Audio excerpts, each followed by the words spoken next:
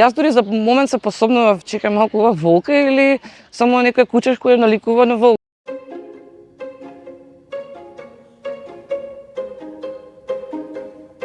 Не ми беше јасно дека некој во таква урбана населба што е блиску до центарот на градот би чувал диво животно. Реагира само на трокањето на ланецот. Чудно му е дека е сега во поголем простор и дека таму треба да се движи.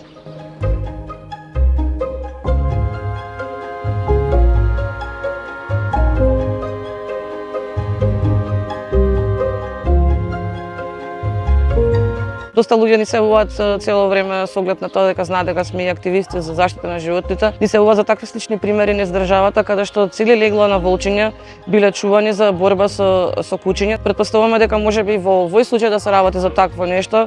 Тука се случи исто пред неколку години да ни донесат за мало волкче кој што си го чувале дома и буквално да го донесат со зборовите во зоолошка како или ќе ја земете или ќе ја убиеме. И буквално да ја фрлат пред зоолошка. Мораше да се чува како куче слично, затоа што таа веќе беше припитомена. И за тој начин тие го сакатуваат тоа животно, за да може понатаму да се спои со други единки од својот вид.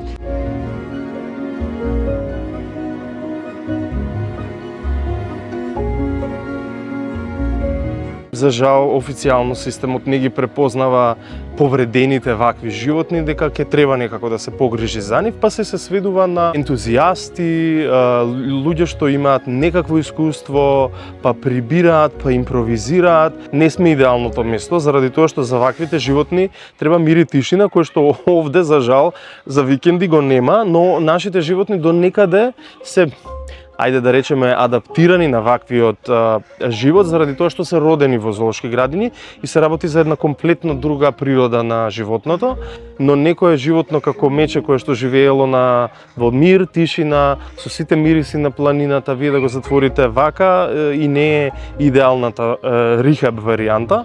Мора се едуцираат луѓето дека не е само да земеш доматино животно, туку треба да сватиш после што понатаму ќе прави тоа во својот живот и дали ти веќе си му го определил неговиот живот каков ќе биде.